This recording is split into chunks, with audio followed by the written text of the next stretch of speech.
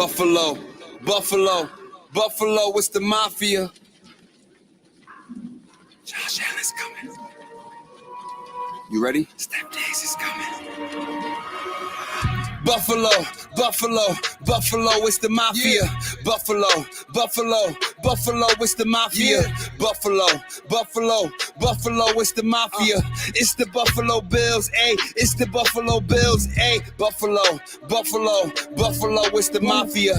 Josh Allen, Steph Diggs, Shaq Lawson, who's stopping us? Trey Edmonds, Ed Oliver, Jordan Phillips, who blocking us? I don't see nobody stopping us. Number one, no one on top of us. What they gonna do when Matt Milano coming with the blitz off the edge?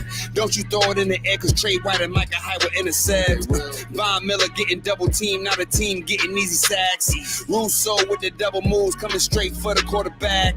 Take him down, take him down. McDermott clapping on the sidelines, in the crowd going crazy.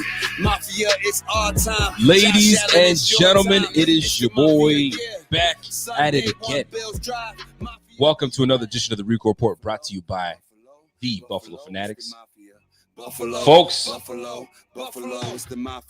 Mafia was in full effect today.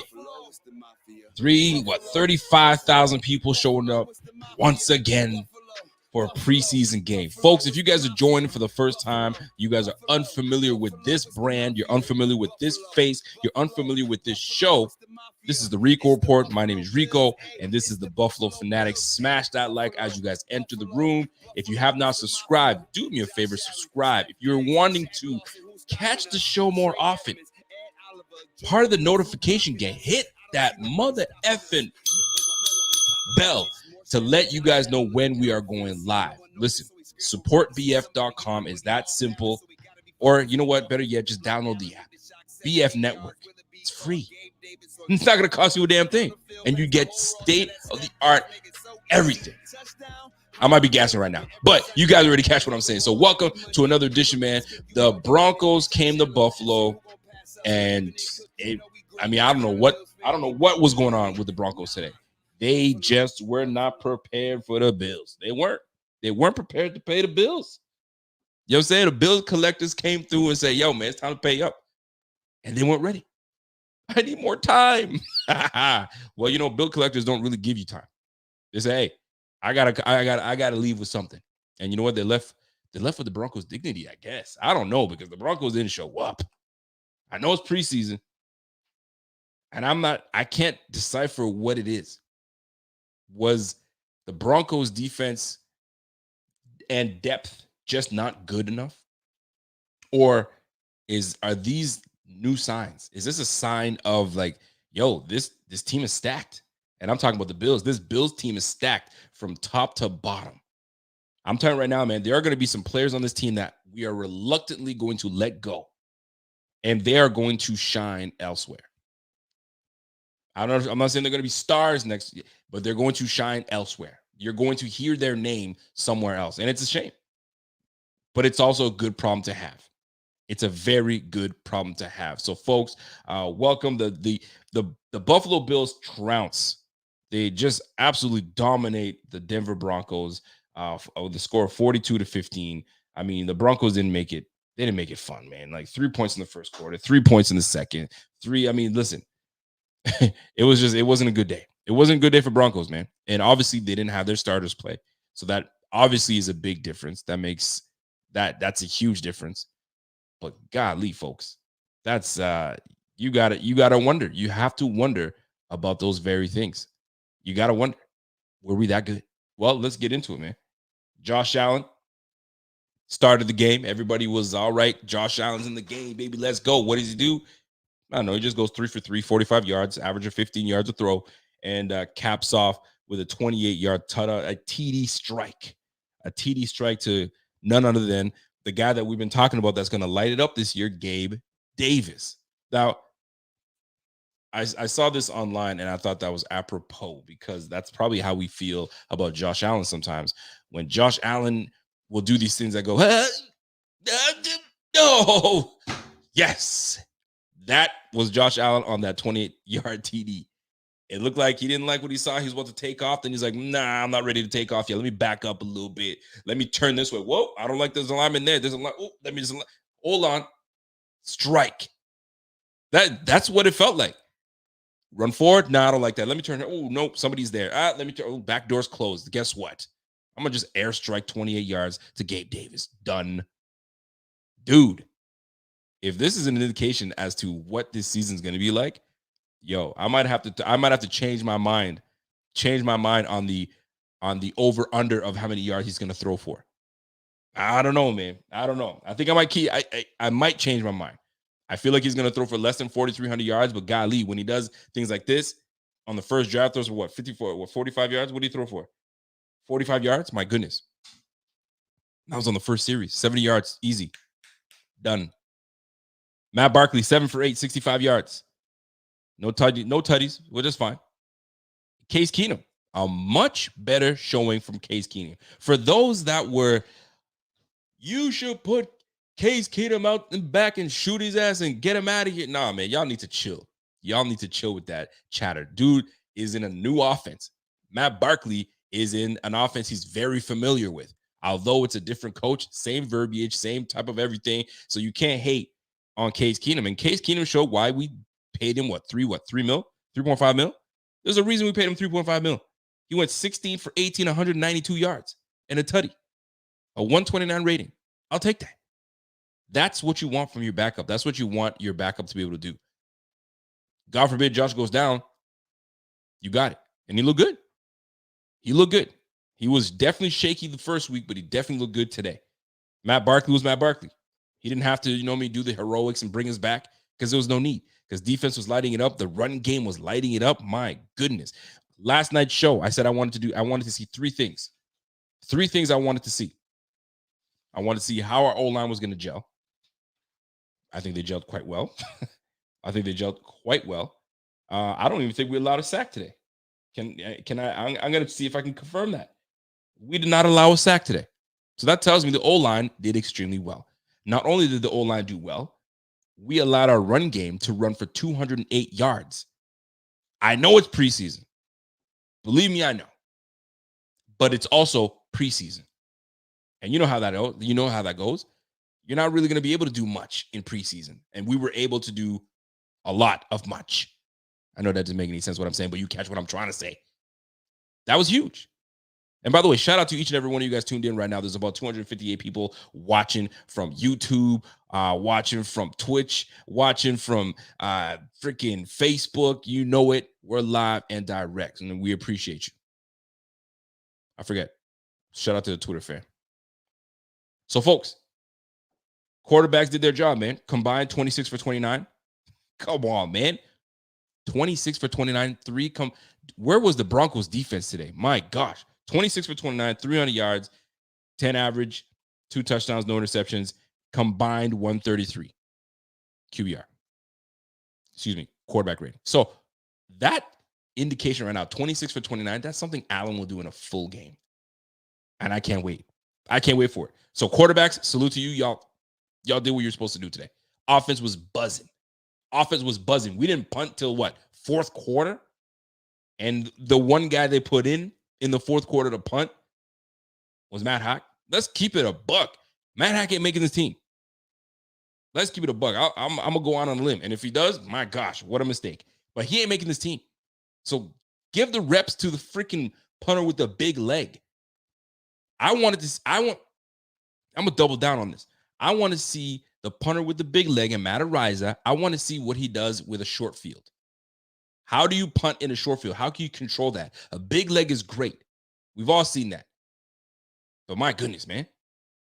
Put the rookie in. I want to see how he punts in a short game. Short field, show me what you got. How much hang time you got. How much accuracy you got. You're going to blast that into the back of the end zone? We don't want that. We want to be able to pivot it. We want to be able to pin you. Nope. They put Matt Hack in. Come on now. Dang. Moving on. We're going to get into that chatter afterwards because I have my take on the punting game. But we'll get into that afterwards. The run game. My goodness. Raheem freaking Blackshear. I don't care what anybody has to say about what I'm about to say right now. I don't care. It's preseason. Chill out. All these preseason guys, it's freaking preseason. Man, I don't give a damn. You watching what I'm watching. You see how explosive it is. Well, you know what? We said the same thing about, you know what I'm saying, Christian Wade. We said the same thing about Brandon Riley. Where'd they turn out? Every year there is something like that. But guess what? This might be an opportunity, because if you didn't realize what was going on here, this was the Raheem Blackshear versus Duke Johnson. They both returned kicks. They had one return each. And Raheem Blackshear is trying to make this squat. Now, it's full backfield. Devin Singletary had 4 runs for 39 yards. He looked freaking great. James Cook. I'm going to get on James Cook in a minute. Right? Zach Moss, 4 for 19. He looked explosive. I'm going to tell you right now, he was in the red zone. That touchdown that got brought back. Dude, for a split second, I didn't know who was running the rock, because he looked explosive. He looked very electric. And dude had a burst to get into that end zone. I was like, okay, Zach Moss might have a year this year. Zach Moss is looking to not only solidify his spot as RB2, because right now RB1 is going to Devin Singletary, but he's going to be poaching some carries from Devin Singletary. I'm going to tell you that right now, with the way he's running right now, and you got my man Deion Dawkins and Roger Saffold on the left side. Watch out for this freaking run game, because he's looking mighty like himself. And I'm talking about Zach Moss. He's looking like Zach Moss that came out of Utah. He's got that Florida swag back to him. You know what I'm saying? These are all Florida boys, Miami boys. So he's got that swag back to him. But he looked good today. He looked strong, explosive, all of that. I'm liking what I'm seeing from Zach Moss. Zach Moss, 4 for 19, 5 yards a carry, 2 tutties. Watch out. Red zone. Watch out. Do you want to grab him in fantasy? Is Zach Moss worthy of a fantasy pick? Is Devin Singletary worthy of a fantasy pick? Is, dare I say, James Cook worthy of a fantasy pick? Well, if you are playing fantasy and you're part of a dynasty league, this might be the time. If you haven't done your draft yet, this might be the time to potentially grab a guy like James Cook. And if you haven't, and you have a draft shortly, think about it right now. If you are familiar with what I'm talking about dynasty draft. If you are not part of dynasty draft, don't let me tell you about it. Let my man Z-Bot tell you about it. Check this out. We all love fantasy football, but you've never experienced it like this. Dynasty Owner is the best way to play fantasy football. Do you have what it takes to be the best Dynasty Owner in the league?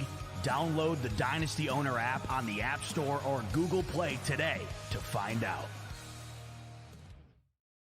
Jump all over it. Now, back to the run game. The run game was absolutely solid today. And I'm impressed. I'm thoroughly impressed with what I saw today. Dude, fellas, ladies, whoever's watching right now, 27 carries, 208 yards, almost 8 yards a carry. And Josh Allen was not in the game to give you those, 21, 25-yard run. This was RB game all day. Almost 8 yards a carry, and we had 4 touchdowns. That's healthy. That is healthy, and I'll take that every single day. My goodness, man. It gives the quarterback some time to do what he's got to do. I'm telling you right now, man, Dante Jenkins, my man said, his draft is in 2 weeks. Well, jump on that dynasty. If you're not on dynasty, man, listen, I'm going to tell you right now, man, Zach Moss might be nice. Devin Singletary, I've taken Devin Singletary twice this year. I even asked Devin Singletary when I talked to him this summer, this offseason, I said, fam, I took you 2 years in a row, man. And you know what I mean? Some people were stealing some of your touches. What can you give me this year? He's like, hey, I'm giving you the insurance that you can take me. Okay. So, you know what I mean? The man said it himself. But the RBs were something. Now, let me get on my man, James Cook. Everybody knows how I feel about Breece Hall. Breece Hall was the guy that I wanted. Boo-hoo-hoo, he's on the Jets. It is what it is. Now I have to hate him, unfortunately. But James Cook showed me something today, man. Last week, we didn't even get a chance to really see what he could do. He had like 4 carries. Meaningless. It didn't really stand out. But today, he looked elusive. He's not a guy that gives you like pure speed. You can see he has speed. He's just a fast back. Makes his decisions, and he's gone. You know what I'm saying? And I saw something that I'm like, okay, there's definitely a lot of potential with this dude. because I'm seeing now what you guys saw. I just didn't see anything special or something that I can say, okay, that's that dude. But today gave me something to say, okay, you know what? That backfield is it's a cocktail of backs, man. So you got a bruiser back in Zach Moss that looks explosive. You have the elusive. Did you see that move that Devin Singletary put on in one of his, I think his second carry? He made 3 dudes miss. 3 dudes. And that one guy missed. He didn't even give him too much. It was just like he just backed up a little bit and let him go. Devin Singletary. Great damn job. But this is about James Cook. I saw James Cook catch out of the backfield. I can see his elusiveness. And I can see how this could present some big problems for the other teams. And most people might say, but yo, you late. We've been talking about that. I needed to see it. And that's why preseason was important. We didn't get a chance to see it last week. I needed to see it. And I'm going to continue to monitor this because, like, fam, this goes beyond. I've said this before. This goes beyond this year. This goes into next year as well. See how he looks. Because he's 5'10", $190, right? He looks a little slender. I don't know. He looks it. So is Raheem Blackshear.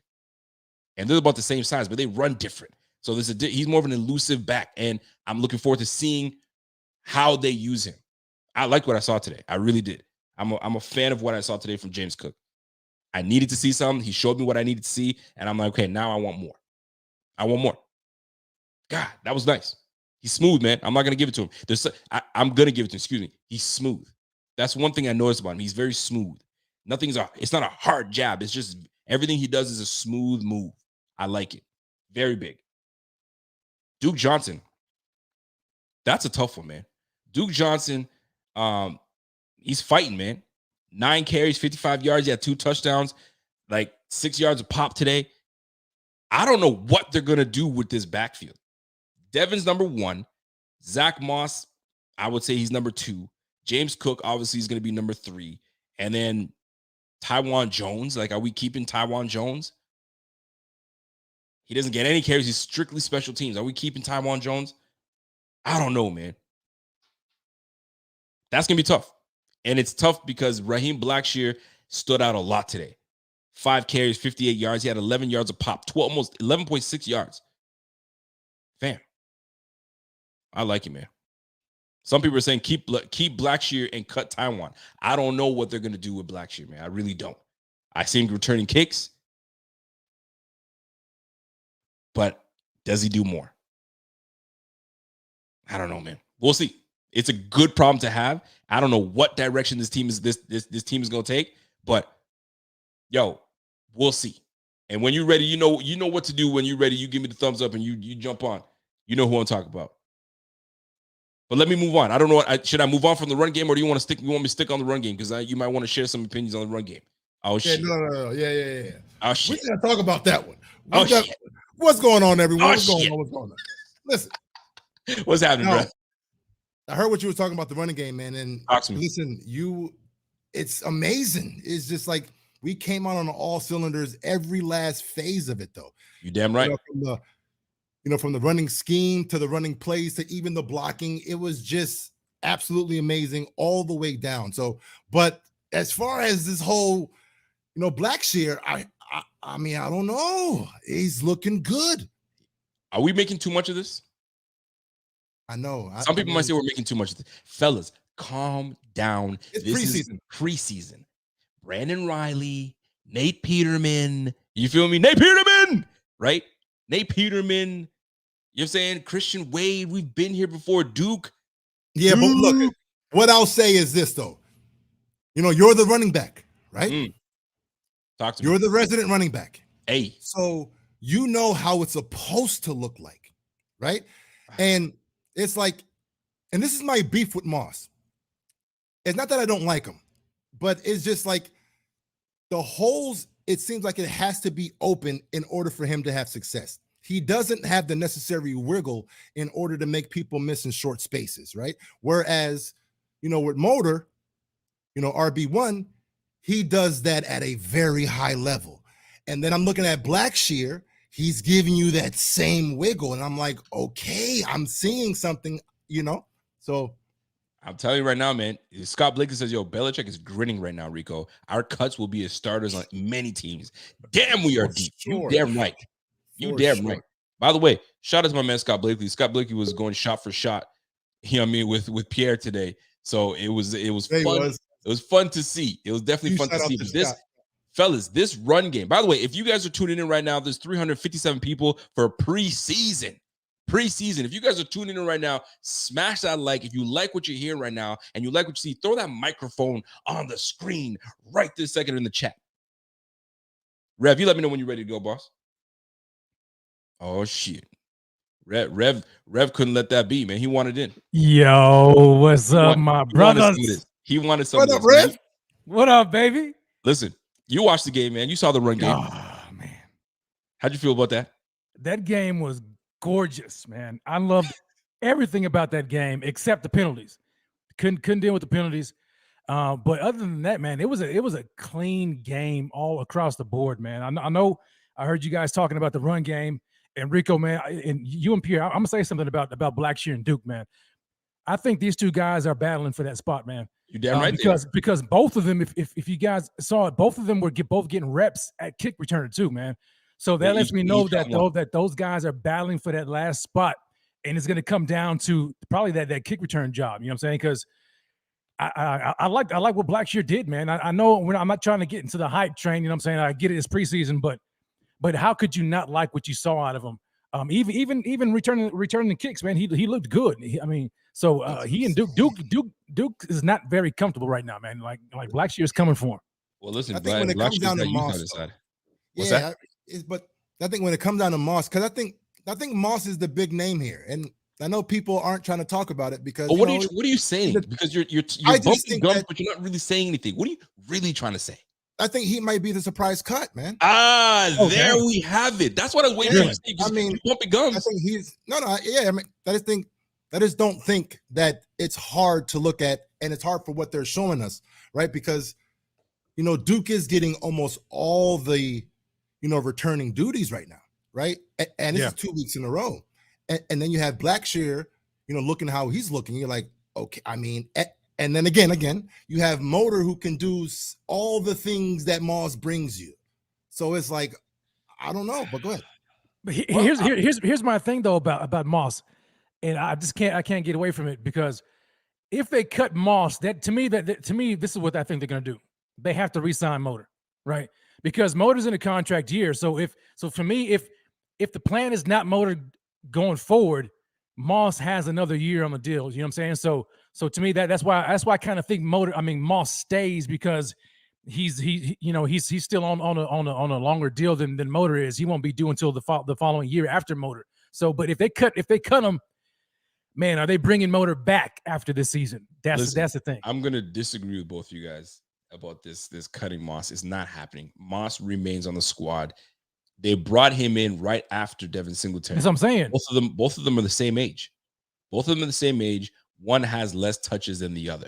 All right. That's number one. We have a rejuvenated Zach Moss. He won't be moved. He gives us a different dynamic when it comes to those two backs. Right now, it goes Singletary, Moss, and then James Cook. There's your three backs this year. That's it. Those are your three backs. Now, Tywan Jones is a different story. He's an RB that's taking that RB option when we could keep Duke Johnson as a kick returner, or we could keep Blackshear, but we'll see. But Zach Moss should not be in the conversation of us moving on from him. I'm not hating on that idea, because cutting would be one thing, and if I'm going to entertain it, I'd say trade would be another. Maybe they trade him instead of cut him. Get something for him. Dude he's a good back. He's a good back, and he's finally healthy. But not to get into that damper, I want to stay on a good note. It was really good to see the O-line together. We talked about it last night. We wanted to see what the O-line would look like, and Roger Saffold and Deion Dawkins might be a beautiful pairing, gentlemen. They look nice together, man. Come on now. Nice, man. I've been waiting for it, man. I knew once Saffold got in there, he got fully healthy. I knew he was going to be a dog in the run game, man. And he just freaking was killing it. That's exactly what it was too, for sure. I'm looking forward to it. Then let's go to the RB. Excuse me. We'll come back, because we're gonna talk about the good, the bad, the ugly in this game. But the receiving room, man. Did anybody stand out to you in the receiving room today? And Pierre, let me start with you, because you were watching the game live. Did anybody stand Yeah. out to you? Yeah. I mean, like it's hard not to say Gabe, of course, right? I mean, because Gabe has been making plays over and over and over again in camp. So, but I'm actually excited to see what's going to happen with Isaiah Hodgins now, right? Because I thought he had a good game today, and he's making, I think he's making a name for himself as a guy who can, make those big plays, when called upon. I think I might listen, man. It's looking tough because Kumaro didn't look so bad either today. Kumaro looked good, and he was getting early reps. Kumaro was getting the early reps. Hodgins didn't get until late in the game. So what that means, who knows? I think we'll get more of an indication next game. But I don't know, man. That one's a tough one. That's a really tough one. That's another one that you might see him on another squad making moves because we're just deep. We're just deep. It's just that's just the thing, man. So today, Khalil Shakir was our one of our better receivers today, 3 for 59 yards. Gabriel Davis had 2 for 47. Gabriel Davis, folks, is the hype. Gosh. Yo, the hype, it can't get any better than what you saw today. We've been talking about Gabe Davis, but today was clear. Dude, Josh Allen is building something with Gabe. Man. Oh, my goodness. And if those guys get on the same page, like it's a wrap. They already are. It's a wrap, man. It's a wrap. And he's already on the same, and he's already in lockstep with Stephon Diggs. You have receiver 1, receiver 2, and you guys are like this. Oh, dude. Yo. Oh, man. And I didn't even bring up Isaiah McKenzie. I didn't even bring up Crowder. I didn't even bring up Khalil Shakir. You know what? Let's bring up Crowder.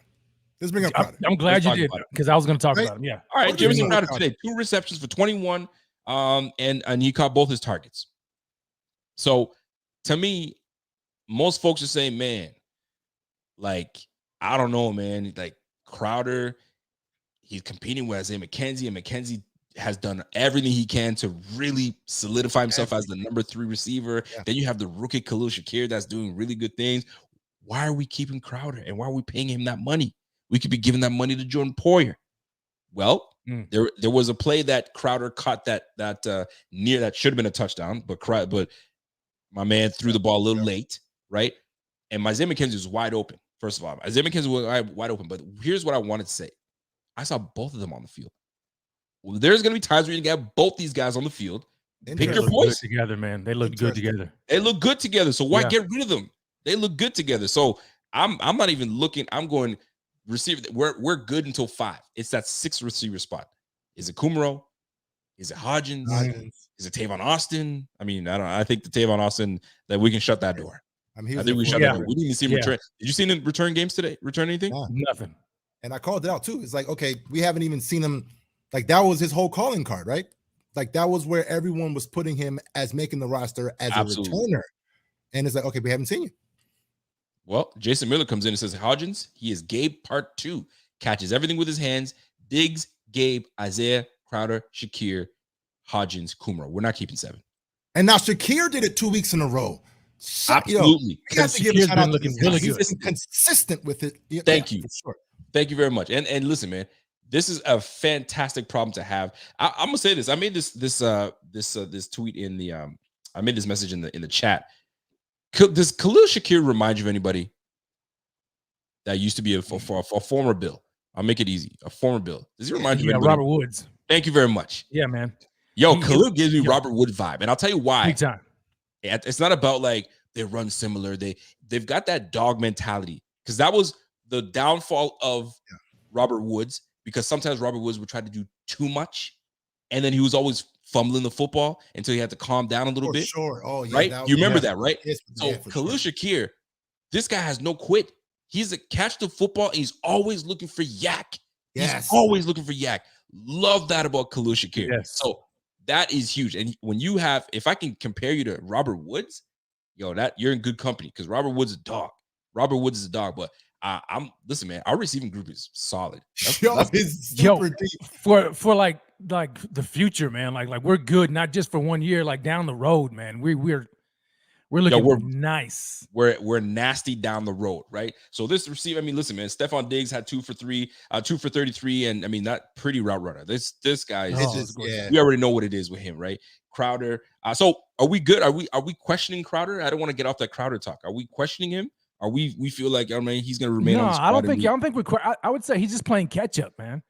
It's because of the injuries. Playing in catch camp. up. He's playing catch up, and unfortunately, Lil Dirty was just doing the thing, man, all training Yeah, camp. You know what yeah. I'm saying? So he has a step over him. But Crowder, man, even in his limited, I guess, game action he saw today, he still was looking good. He was getting heated up, man. So I think that battle is still a battle we need to look out for, man, for the rest of the preseason. yeah. So I gotta ask you guys a question.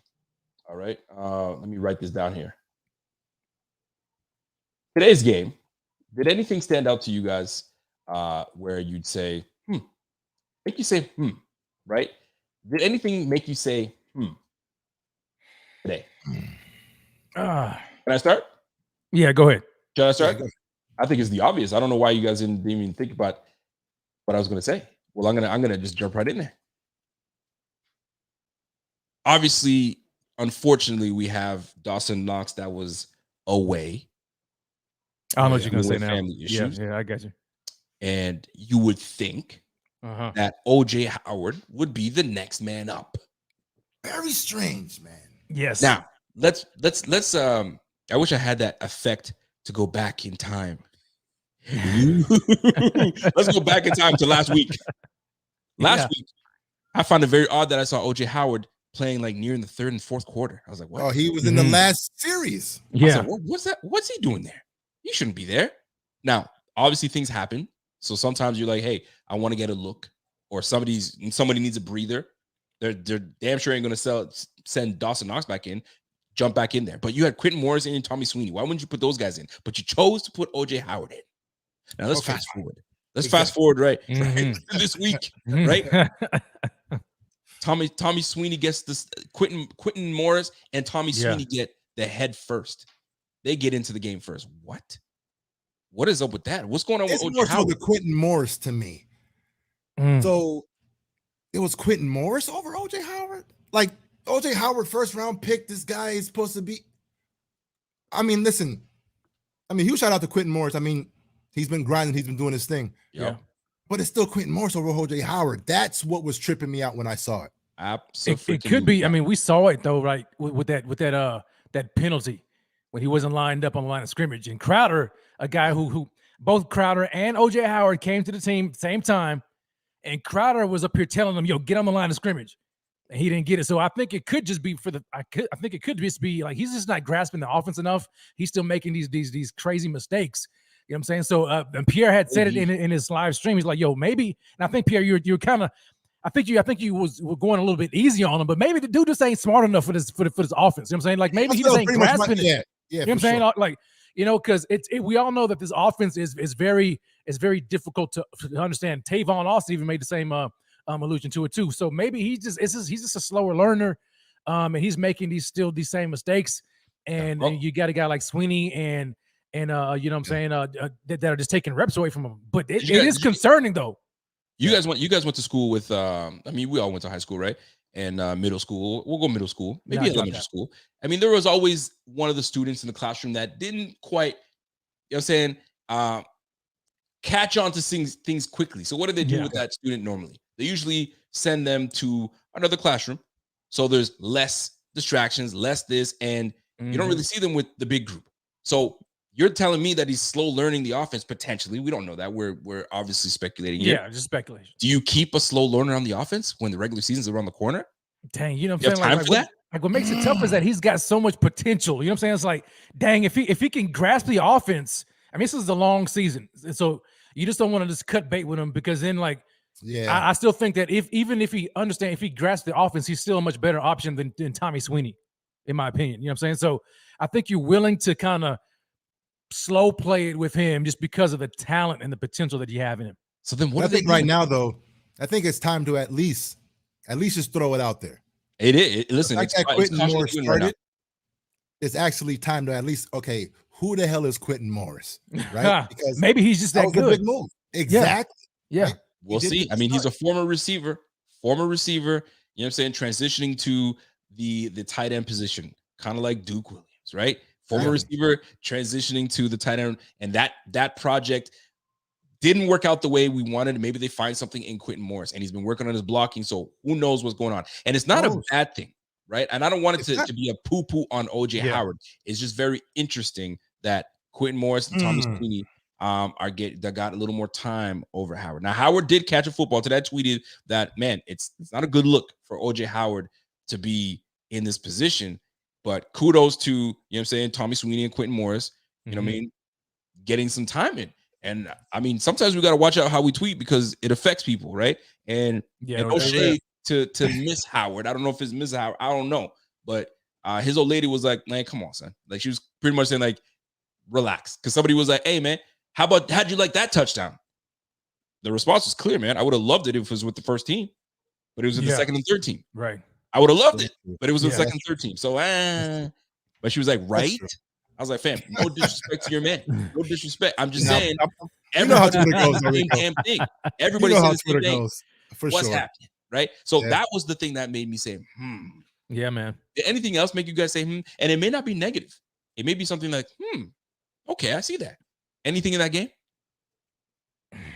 Should I jump in again? Nah, it's I don't know, man. There were so many great things. There's a lot of things, man. Right so now, name them. What I will say though is that I was surprised, if we're kind of going back to maybe like the, bad and the ugly, maybe is the. We'll get there. Coverage. Our kick return coverage was a little surprising, right? Because we're supposed to have all these, gunners and all these aces. The Taiwan Jones, the Neils of the world, and the Kumaros, and we were struggling in that department. So, I was definitely surprised about that. I'll tell you one that just made me say like in a good way. Okay, let's talk about it. That was Shaq Lawson. Shaq Lawson came out of nowhere today. I'm like, where the I've been on record as saying, Shaq, I don't think he's gonna make the squad, man. The defense is just too deep. He came in and I was telling Pierre, I was like, he's gonna make me eat my words. I'm about to put some seasoning on my words, so, you know what I'm saying? So that way it could go down easier. Because Shaq Lawson came out the gate like on fire. I think he charged up instantly. Defense, man. He was like killing it. So Shaq, he was very noticeable. man. I was like, all right, Shaq, I see you, man. I see you. He was definitely noticeable today. The bat down, how he looked up, that could have been interception. Oh man, that could have been interception. So stout against the run. I saw him jack up the lineman and hold him there, just to see what's going on, and had to make the running back turn back inside. So legit, that'll make you definitely say, Here's one that made me say, right? Early in the game, I don't know if you guys noticed it. I saw Tremaine Edmonds on the field. I saw Matt Milano on the field, and I saw Tyrell Dodson on the field.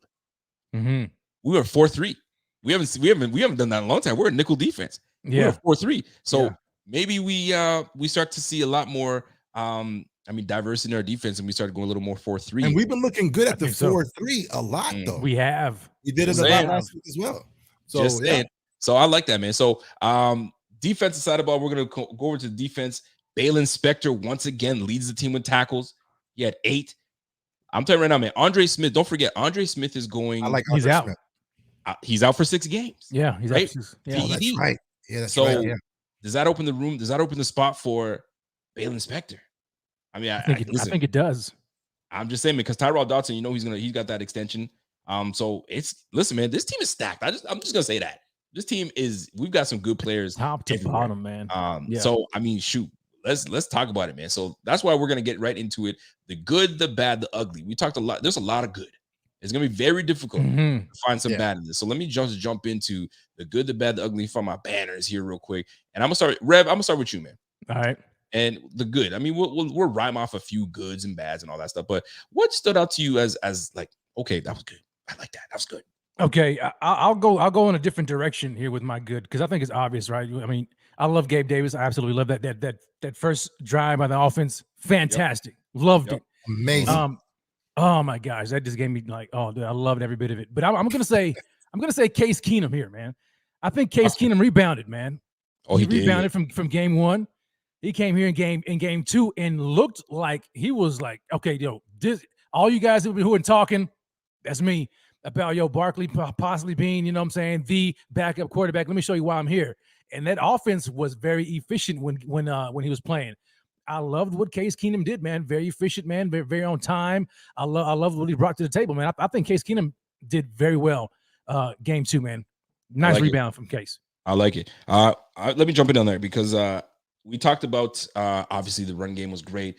You know what I love to see today that was good was Jaquan Johnson. That boy he stands out. I saw him fill the gap every time, dude. Johnson, boy, he better get some playtime, man, because we still haven't saw. How does he get playtime? That's the thing, though. He's like he's in a rare position because you're like you're good, but you're not gonna play. So it's like, what do we do with you? Yeah, what do you do? Listen, man, it's just one of those little things, man. So that was something that stood out to me. The good. Maybe we could talk about a whole bunch of things, but and Pierre, give me something that stood out to you that was like, okay, yo, that was nice, that was good. Listen. I was just a fan of how absolutely dominant, Ken Dorsey called this game. There you go, baby. I mean, for us to have like that, great point. Pretty much a perfect game, all throughout the game, and he kept it simple. Like whatever was working, he kept on going back at it. Mm-hmm. So, I mean, big fan of Ken Dorsey. I like it. I'm a big fan. So you know what? Team was nice. We could. There was a lot of good today, but it's going to be very tough to find the bad. So let's get right into it. Who wants to start with this one? Silence. Yeah, Pierre already mentioned it, man. Yeah. That was probably the worst thing right there.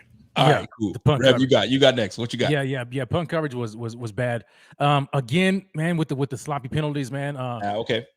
It was bad, but you know what I'm saying. I guess, and I think it was Kaiir Elam, man, with those handsies, man. Thank you. I was about to say it because fam, like I'm like looking at Kaiir. I'm like, all right, this is our first round draft pick, right?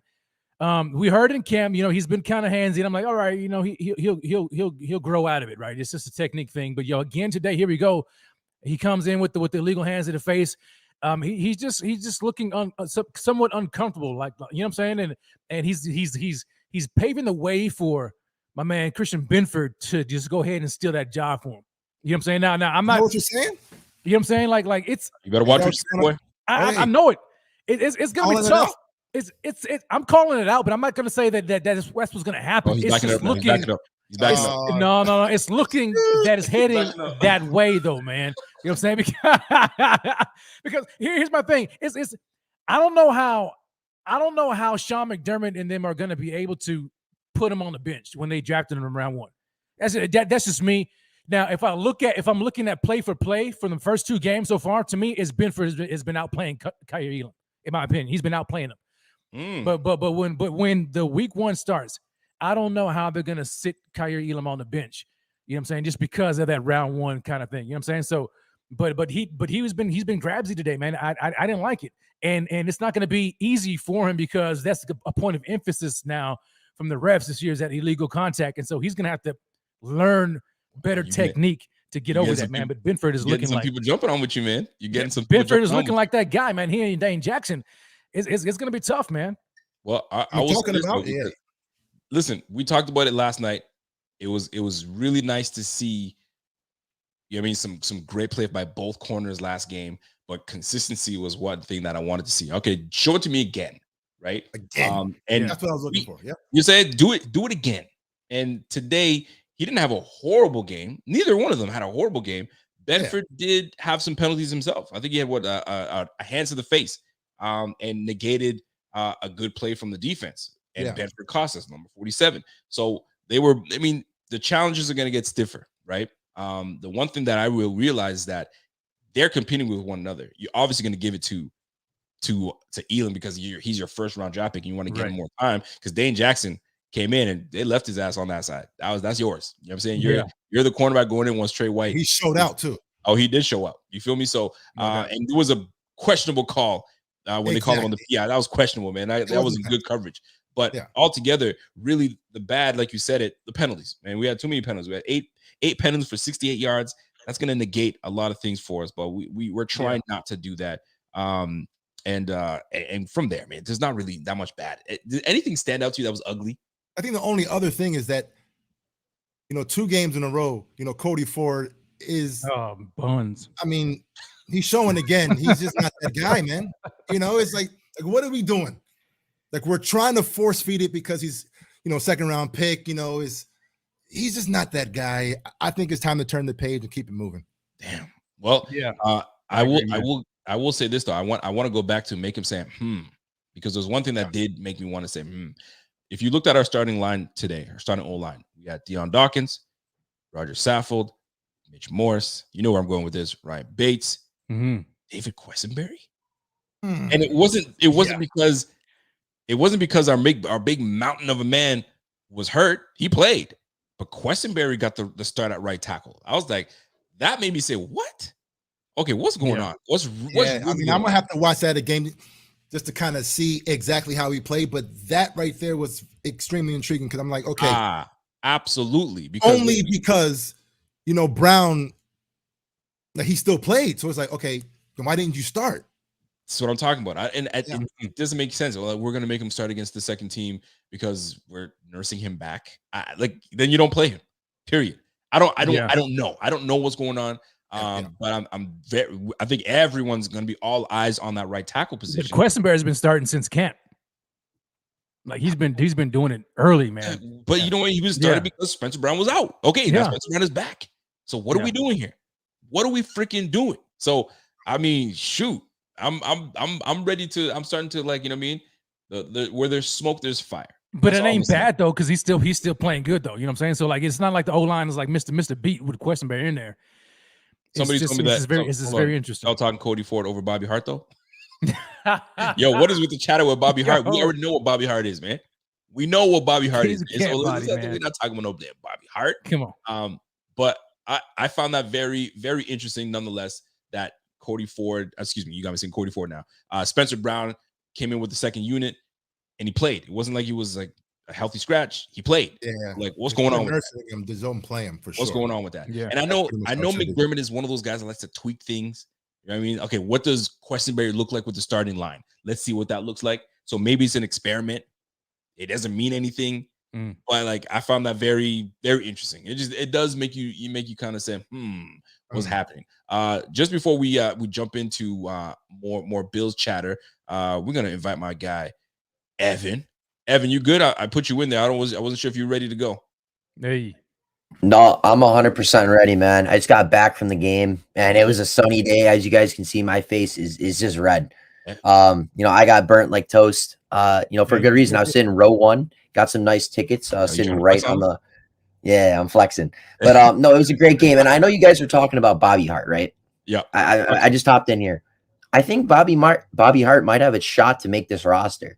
Well, come on, Evan. No. I know. You gotta sell it. No, you gotta sell it. Well, I don't need to sell it. He's doing it for himself on the field. He's playing really well, right?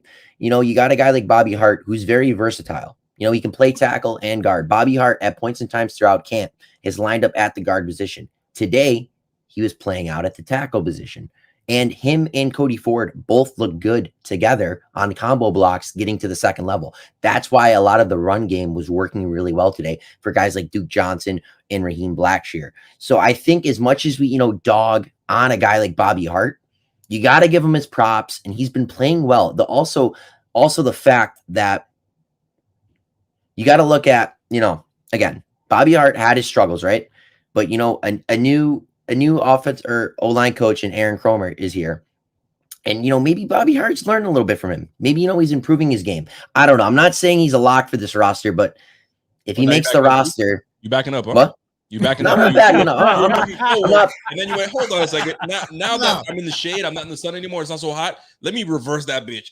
I think he did a good job, though. I think Evan did a good job right there, man. But realistically, Bobby Hart has done his thing. He's done his thing. Well, he's played well. Hold on. Let's not forget who the hell we're playing today. We played the Broncos that absolutely freaking quit.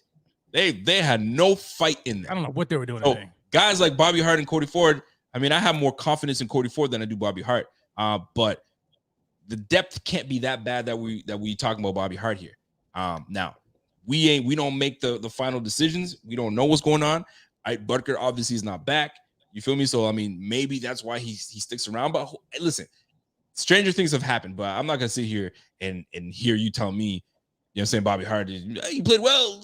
Listen, I think he did good. Evan did a good job. Evan, you did a good job. I think you know, I'm like looking at the comments. People are 50-50 with it, but you know, I just have to kind of, you know, sit back and look at the fact that, you know, with the way this O-line has been going out throughout camp, we were banged up throughout the majority of training camp. Bobby Hart was a guy who came in and filled at the guard position. And then, you know, he's on the second team, third team now, and he's, you know, going and playing at the tackle position. He's very versatile, right? He's versatile. You know how much Sean McDermott loves versatility. If a guy like Bobby Hart can play guard and tackle and play it solidly, doesn't have to play it great, can just do his job as a plug and play player. I'm just saying, just watch out for Bobby Hart. He might sneak up on the 53. I give him some credit, man. I'm with you. I mean, he did. I did notice that he looked better than he has before. And you had mentioned it earlier, and I think this has a lot to do with Aaron Kromer. A lot to do with him, man. Because Aaron Kromer, man, he's coming in here and it's the effect, man. It's the Kromer effect. We know when he gets his hands on an O-line, the O-line looks and we haven't tremendous. even talked about that enough, right? No, we haven't. That's Man. There's a reason why Sean McDermott brought him on, man. He knew that they weren't getting the production or the development out of some of these younger guys from Bobby Johnson. And so they bring in a guy like Aaron Kromer who has a long resume of developing O-line talent, and they bring him in, and we're starting to see the effects of it already, even with guys like Bobby Hart and Cody Ford, who I can't believe that we're even talking about. But I mean, they actually, you know, played admirably today. Except there was one play that Cody Ford, when we saw that good run by my man James Cook, bounced it outside. You know, speed did that because Cody Ford completely whiffed on the play. The guy was all in the backfield, and had it not been for the speed of James Cook, he would have gotten a tackle for loss. But anyway, I think the Kromer effect is big, though. I mean, it's huge. Every time he's coached for the Bills, we have the number one running game, right? So back-to-back seasons, back-to-back. So imagine having the number one running game. Oh my gosh, with the unicorn up at quarterback. Talk about it. Well, listen, man. D Raleigh comes in. We appreciate that super chat, D, and says, "What's up, guys? Just got out of Marine Corps after 4 good years and coming home to Rochester. Thank you for all the entertainment and awesome shows. Let's go get that Super Bowl Buffalo all the way this time, my man. Let's go, baby. Let's go. Man. Doing it. Let's my go. guy just got out of the Marine Corps. Salute to you, my G. True, man. That is awesome. I'm looking. Listen, I'm listening to Evan talk about the O-line and Bobby Hart, and I'm like, hold on a second. Let me see what we have on this O-line that's got Evan so confident that my man can come in and really do some damage as one of our I guess alignment that makes his team. And I'm not saying it's impossible, because anything is possible. Ask Kevin Garnett, he'll tell you that. But if you look around, I'm on the money today, guys. So you got Roger Saffold, Ike Bucker, then you get Greg Van Roten. All right. Then you got Greg Mass, that's going to be on the inside.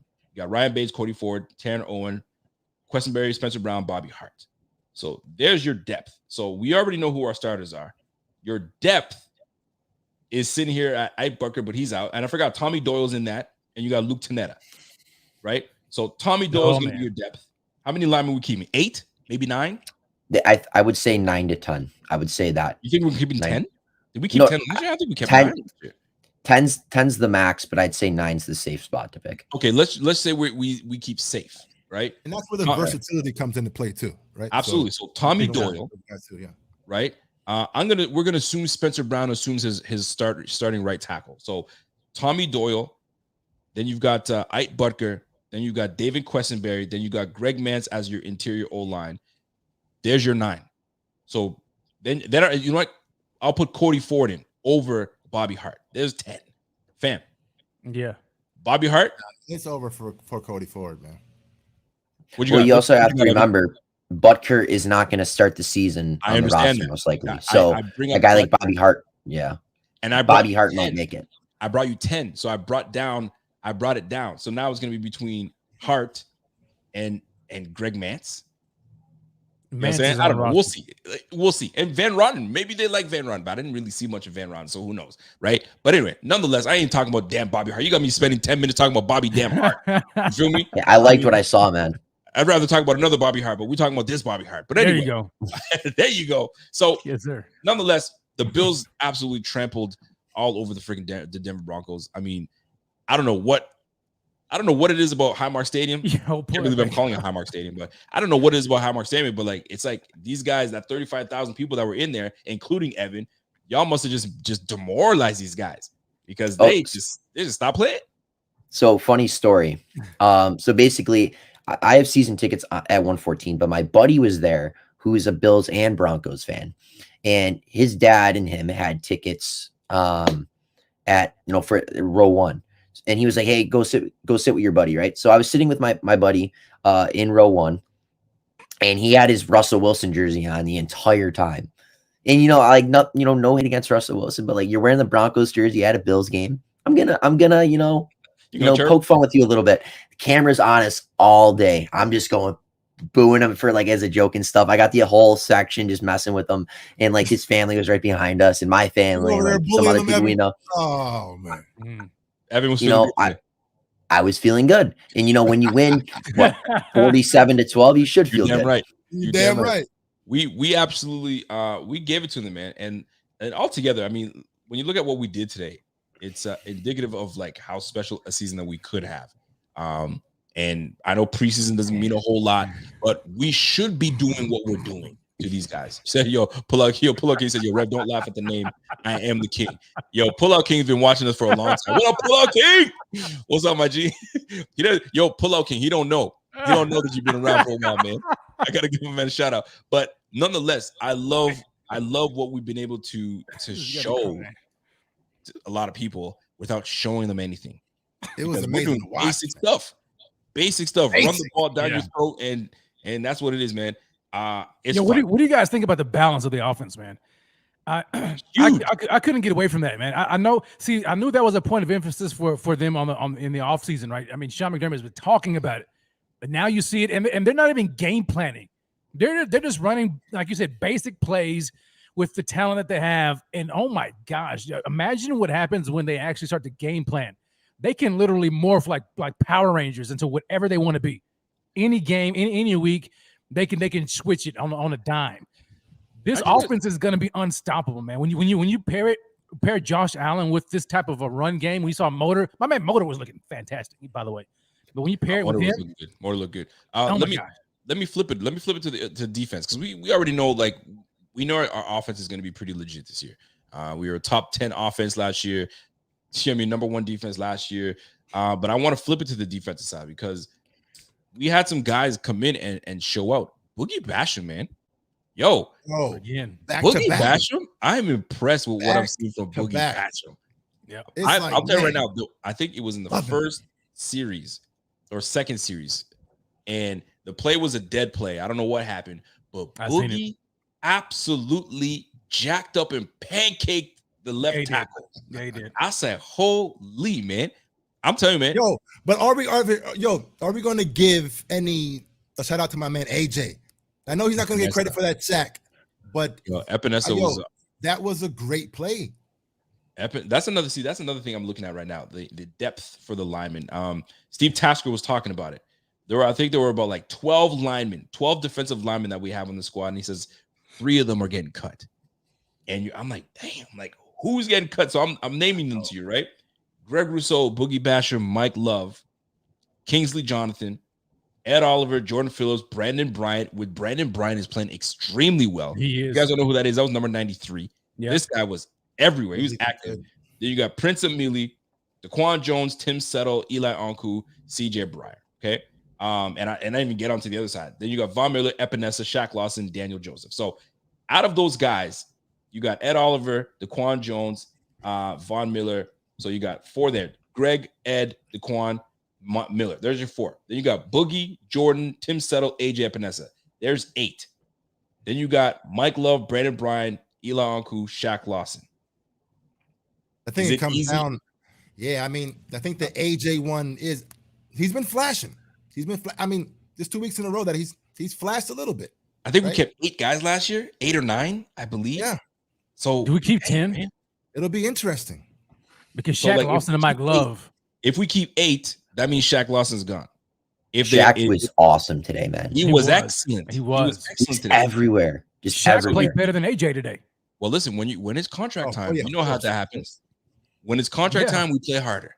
When it's like you're on the bubble and you know you're on the bubble, and it's not because your talent is just it's a numbers game. And Mike Love has also had back-to-back weeks as well, though. Yeah, he has. Yes, he played very well as well. So I can't see it. Like AJ ain't safe, man. Jordan AJ's Phillips not safe. I would say. Tim Settles safe. AJ Epinesa safe? Question mark. No.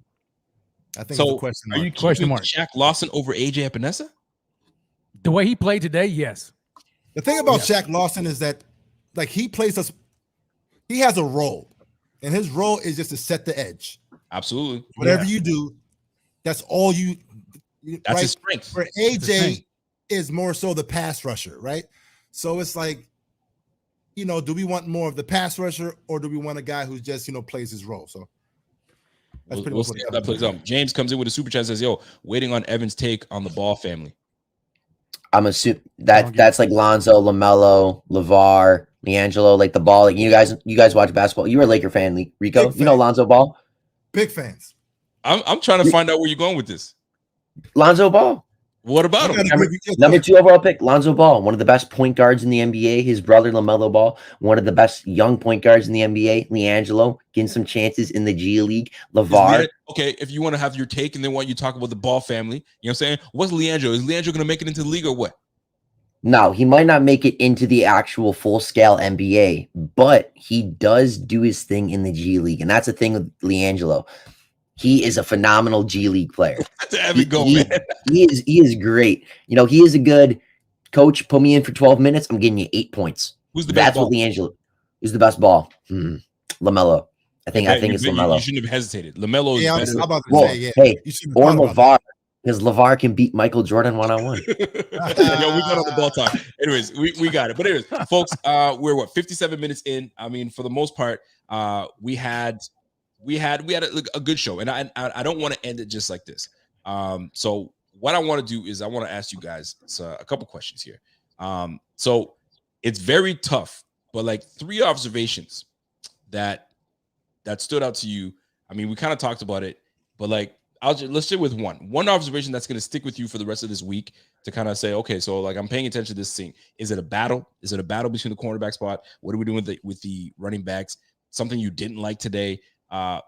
One observation that you saw, and then I'm going to get into your spotlight heroes for today. I'll start with Pierre. I'm going to start with you, my man. Yeah.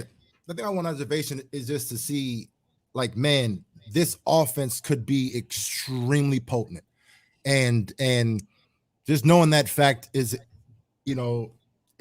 extremely exciting. But just the interesting dynamic of what Ken Dorsey and Josh Allen is going to do. I'll be thinking about that all week for sure. I like it. Rev, I'm going to go to you, man. Anything stand out to you today?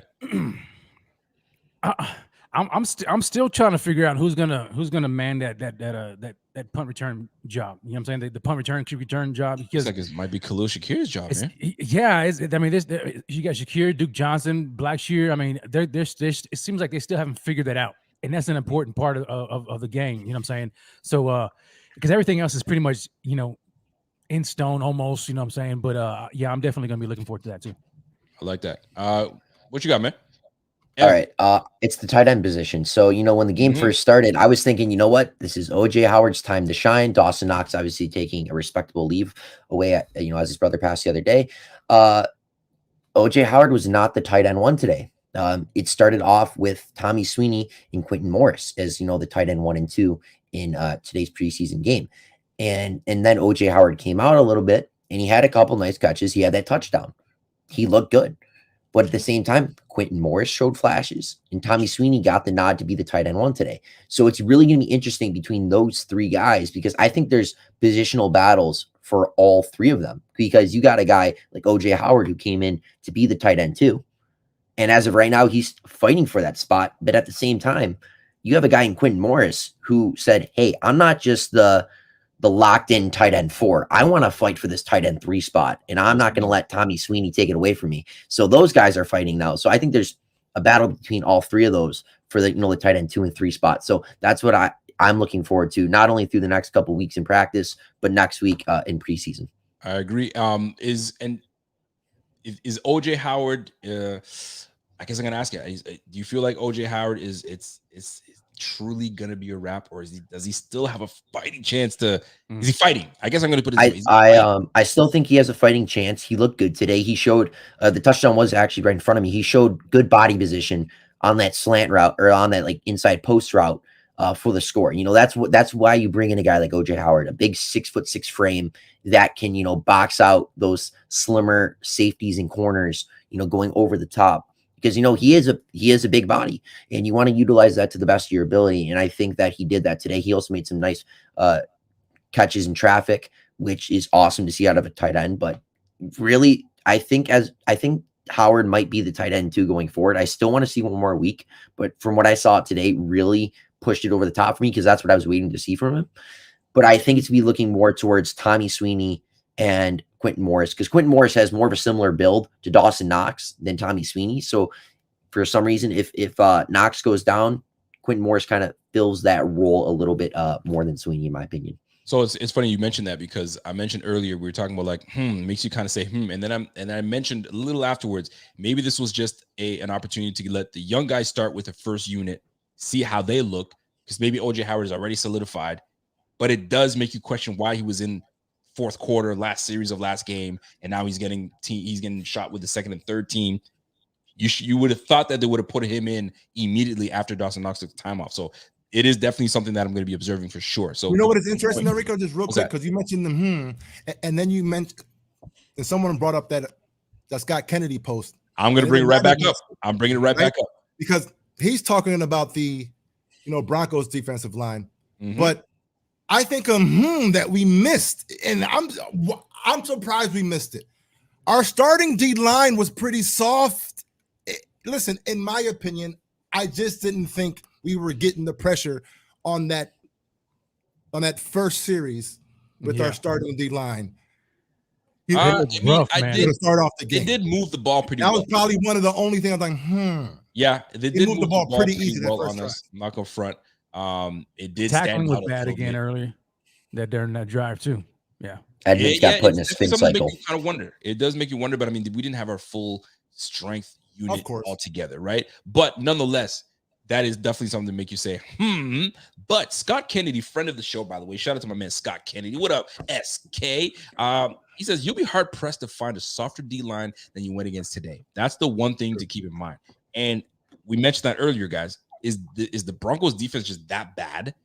We didn't really do anything special. We just took advantage of a terrible defense, or are we that good? And basically, what Scott's telling us is, nah, man, that Broncos defense is terrible, and he's from Broncos territory. I think. True. I think he's from. Are you from the area, Scott, or are you from the Atlanta area? I think you're from that. Atlanta. Or he knows a lot about the Broncos. He does. So I've seen him on a lot of Broncos podcasts for sure. Absolutely. So he's very familiar with that Denver, and I'm sure the Denver Broncos, let's ride. I'm sure they're all not riding with the defensive front, because right now they got bullied today. And we were talking about Bobby Hart and Cody Ford, and we're cracking jokes, but those guys we're cracking jokes on just dominated that defensive front. So maybe there's really not much to be applauding if that defense is that soft. So definitely something to keep in mind. Absolutely. I appreciate that. Scott Kennedy, always a true gem. Oh, he said, don't get me wrong, Buffalo Bills offense is really, really good. It just won't always be that easy. I agree. I mean, I think we all can agree on that. There's going to be days where, we're going to be like, yo, where Jaguars? No, man. Case in point, the Jaguars. What the hell's happening? Why is the other Josh Allen making plays than our Josh Allen? That's what we had at Ada's question. That was terrible. So we got to keep it right. Let's ride. Let's ride. Crap needs to stop, man. Let's ride, baby. Let's go. But for real though, a lot of good things. I'm gonna put you guys on the spot though, and it's probably, I might save it for Tuesday. It's a Tuesday show, but it's a section that a lot of people love, right? Who deserves to be on the milk carton candidate today, folks? Who's missing? Who was missing in action today, where it may not be that they were terrible. It may just be like, yo, I didn't really see much of this person. Where was he? What did he do? I want to say it could be no one. Yeah. There might be nobody on this list. I thought about it. They didn't bring it up on stream but I was thinking about it. And watch out. when you mentioned the 4-3 and having the 3 linebackers, and then a lot of those drives in the first on that first series, Taron Johnson wasn't making a lot of plays. And I'm like, okay, I need to see a little bit more out of Taron Johnson. Now, I know he's safe. I know he's the guy, he's going to get extended, but the 4-3 and them trying to dabble in the 4-3 instead of just saying, look, we're nickel. This is what it is, I think it was more of the and it is something to kind of look at, but I'm not worried at all. I'm just gonna keep it buck. I'm not worried at all. It's what they came out in. The Broncos came in with a freaking double tight end. You can't put Taron Johnson in there. You got to put the big boys in there. So I think that's why we didn't see much of him, because of what they put on the field. I mean, Evan, you were there. It was double tight end, and they're running the ball. Yeah. They wanted to establish something. Yeah, no, they they came out running the ball a little bit early. A lot of play action bootlegs, getting Josh Johnson outside, trying to extend certain things, but they came out and they looked good against our first team, most of our first team defense at the start of the game. Absolutely. Evan, I'm going to stick with you. Did you see anybody, was there a milk carton candidate for you? To me, there wasn't anybody that stood out. I'm not going to put anybody on the list today. I mean, there wasn't really anyone that stood out per se. But I will say this though, there was just the one series in particular. I'm not knocking his game at all. But from what I saw, I'm not going to knock Dane Jackson on this, but he had that penalty, and then right in front of me, he allowed Kendall Hilton to just get a one-hand snag. It didn't count as a completion. That's just an offensive receiver making. I know, but that's realistically the only thing. I guess Matt Hack. If I wanted to poke a player as a milk carton candidate, Matt Hack. He came out for one punt. And I don't know if you guys watched the post-game press conference or not, but, Sean McDermott was saying, when I didn't decide to throw out Matt Araiza, some of the players were booing and only one of them were cheering. And Sean McDermott goes, all the players that were booing aren't making the roster. So I guess realistically, those are the milk carton candidates for today. McDermott is a joke. It was a joke. But yeah. For real. I was like, but realist, I mean, just the players that were booing McDermott on his call. Those are the milk carton candidates. It really wasn't any today. It's kind of hard to find a milk carton candidate. I mean, I put you guys on the spot, obviously, because Broncos didn't really bring it to us, right? We brought the beef to their front door. I mean, they came to our front door and we just whooped their ass and sent them back packing. So there wasn't really anything that stood out that was missing. I mean, Rev, I don't know if you have any. Is anybody on the carton? I mean, I was going to say the punt god, and it's only because it's no fault of his own. You know what I'm saying? It's because McDermott didn't put him out there. That was it. I like it, man. If I'm looking at a milk carton, I can't. I mean, the milk carton for me was. I mean, we talked about it a little bit with Spencer Brown just being. I mean, the second team. Like, where were you? I needed you to be on the first team so I can see this O-line together, how it should be. But I mean, not necessarily a knock. It was just maybe they're experimenting. I know Bean is like that. Not Bean, excuse me, McDermott. This man likes to experiment. And let's shuffle things around. Let's see how this looks, because it could happen to us. And he's one of those guys. So it is what it is, man. John Harry said Ed Oliver. That's interesting. I don't know. I'd have to go watch. I'd have to go watch the tape back and watch the game again to see. Like, I mean, hey, in the limited time he was on the field, where was he? Limited time. That's the key. I mean, everyone on that first team was, they didn't show up. They looked a little sus. Yeah. Somebody told me OJ Howard was balled out today. I mean, offensively, I mean, he had that catch. I think 2 catches today. He had 3 for 16 in a tud. Was it 3? Did he have 3 receptions? Today? Yeah, he had 3 receptions for 16 and a tud. Yeah. I mean, he played well when his number was called upon. Yeah. I mean, that's I don't think no one's saying that he didn't play well. It was just interesting that he didn't start. Absolutely, and that's what we'll keep it. And that's where the question starts.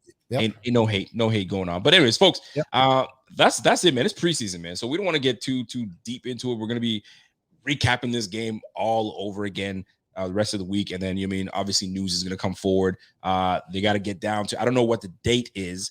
I think by the 22nd or the 21st, they got to get down to 80 players from 85. We went down from 90 to 85. Now we got to get down from 85 to 80.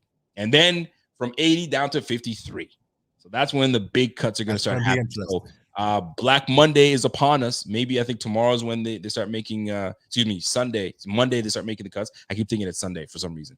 They start making their cuts on Monday. So Monday, yeah. Black Monday. We'll see. We'll find out who gets the axe. Could it be Bobby Hart? Evan doesn't think so. Surprise roster guy. We'll see, man. Raheem Blackshear, could it be him? Who knows? Does he get an opportunity to come again? I have no idea, but boy, oh boy, man, Raheem Blackshear, I love what I saw. I love what I saw from all running backs. He looked, all of them. Damn, Epinesa? You think they'll cut Epinesa this early? You wouldn't think they hold on to him until like 53-man cuts until they have to really make that time and decision? I think they cut guys they know that you ain't gonna be on that roster. You knew that going forward. I think they wait. Yeah, they got until Tuesday. They got until Tuesday the 30th. 30 is the Tuesday. Okay, there you go. Tuesday. I thought it was Monday. Usually it's Black Monday, but anyway, but they might even do it sooner than that. So you just never know. But anyway, folks, that's it for us. I mean, I don't know what else to tell you, man. It was just a big old Bills victory. We're gonna get used to a lot of that this year. I think that the offense is just loaded. Is loaded, and I'm excited to see what Ken Dorsey has in store for us and how he's gonna do his thing. I don't know if you guys read up on Giants talk. I don't know what Dable is doing over there. I don't know if he's doing well or not. Whoever is watching them, good. Like, let us know what's going on. The Patriots, they actually squeak out a win yesterday in preseason? Mac Jones looked high. That's what the score was. I don't know what's going on with them, who's doing the play calling and stuff like that, but their defense looked good. And Belichick's teams their defense is always going to be ready. So that's a guarantee. That's a damn guarantee. But the AFC East is going to be a challenge, folks. Dolphins are playing right now. I'd love to see what Tua does. And we get to roast some more. Kevin always says that he gets his breaking news from Bills Mafia. He doesn't even go to Dolphins anymore. He gets it from Bills Mafia because we're always bagging on Tua. I mean, Tua gets a little too much heat. But he goes, I don't even have to go to Dolphins, man. I just click on Bills content creators, and you guys already have what I need to know if Tua did terrible. So we'll see what these guys do, man. So that's it for us, man. Any last words coming from my man P Money? P Money, any last words? Yo, man, I had fun doing the live stream. I hope you guys like that thing. Hopefully oh man, that was dope. Every single week. Now, again, I will say I'm not doing it next week. Listen, that's taxing, man. That's a lot. It's taxing, right? That fourth preseason game or that last one is always the worst. But yeah, shout out to everyone who tuned in, man. It was a lot of fun for sure. How was it? No tech issues, small tech issues, things that you can work on? I mean, that's some small tech in the very, very beginning, but it was all I'll figure it out. I like that. By the way, I like that. That background's nice, man. It's crisp. I'm feeling that. Yeah, I'm feeling that. I'm feeling that. That green screen, that green screen is crisp. Yo, Rev, talk to me, man. Anything? You're saying any closing remarks? Yeah. Just look out for that offense, man. I don't know how many times I'm going to replay that touchdown, that Josh Allen and the Gabe Davis touchdown. I'm going to replay that thing forever. That offense, get ready for this offense to be dominant this year. That's say it again, Rev. Say it one more time, right? Get ready for this offense to be dominant this year. Dominant. Josh Allen going nuclear. Gabe Davis, my man, going for 1K along with Diggs. It's happening this year. Damn, it's going to be sick. 1K. I love it. Ev, talk to us, man. Closing remarks. Closing remarks. Khalil Shakir, man, he is going to make Ken Dorsey and Sean McDermott's life a living nightmare in a good way, because they're going to be looking at the amount of receivers that they have on the field, and they're going to be looking at Khalil Shakir, on the sideline and being like, how can we not have this guy on the field? You have to have this guy on the field. He has just been balling out every single series, every single snap he's been on. It's just Khalil Shakir. It's the Khalil Shakir show. And, as a fifth-round rookie, you don't really expect fifth-round rookies to make the type of impact that he's had so early on in his young NFL career. But he's just doing the most of what his opportunities have been presented to him. And you got to give him the respect he deserves, and that respect that he deserves. As of right now, he's the receiver 4 on this team, and he's not going away anytime soon. He's going to be pushing for meaningful snaps on this team, and he's going to be probably pushing 40 to 60 receptions this year, because Sean McDermott and our offensive coordinator Ken Dorsey cannot keep him off the field. You got to put him out there. I think he's going to have an impactful season. 40 to 50 receptions. Yo, I like how Evan always puts numbers. Like he always. I'm putting numbers. Matter of facts. I like it. Yeah, no. And my prediction was Bills scoring in 3 plays or less. Your Yep. first I drive, was it was thinking of you. 6. It was Yep. 6. was It thinking didn't of work you. out, but you know, we're going out there at the end of the day, 6. You know, it Yeah, is. no, you know what, that was a pretty strong one because I doubled back on yours and I was like, yo, one of those places is gonna go to James Cook, but it wasn't. It didn't work out. But it is what it is. Closing remarks for me, man. Listen, man, it's gonna be a fun season. That's the one thing I can say. It is gonna be fun. There's gonna be a lot of games where we're gonna be, you know what I mean. But it definitely won't be the first 7. The first 7 is a gauntlet. Like we are gonna be on the edge of our seats. Sure. It's gonna be For freaking sure. fun. Yeah. But that's it for me, folks. That's it for everybody else, man. We appreciate each and every one of you guys always tuning in, showing love. We were at like 400 people, almost 500 people watching today. So salute to each and every one of you guys. Smash that like before you get out of here, please. Let's try to get this stream to 50 comments. Don't get that. Let's get it to 100 comments. Let's try to get 100 comments. And if you reach this point, I want you to put 4 horsemen. Type in the 4 horsemen in the chat when you get there. The guy that's leading the way is this guy right here, Evan, that dude. You feel me? And we'll go from there, man. So, folks, enjoy the rest of the weekend. I'm about to go and hang out with the little man and go get some wings, and we're gonna do that. So, Bills win 42-15, an absolute beat down from the Broncos. I feel bad. Go ahead and say it again, Rev. Dominant, baby. Dominant. And that's what it was, man. So, folks, enjoy the rest of the week, and we'll catch you guys again this week, Monday. Z-Bot, Smoke, Break. Then we're back at it again with your boy Rico with the Rico report, and then Wednesday we're gonna hit you with Rev. Rev is hitting it back, and they listen, man. We're doing the cycle all over again. So we will see you guys this week going forward. Enjoy the rest of the weekend. We'll catch you on the flip side, and until next time, go Bills. Dominant. Go Bills, baby. Yes, sir. Buffalo, it's the mafia. Buffalo, Buffalo, Buffalo, it's the mafia. Buffalo, Buffalo, Buffalo, it's the mafia. Buffalo, Buffalo.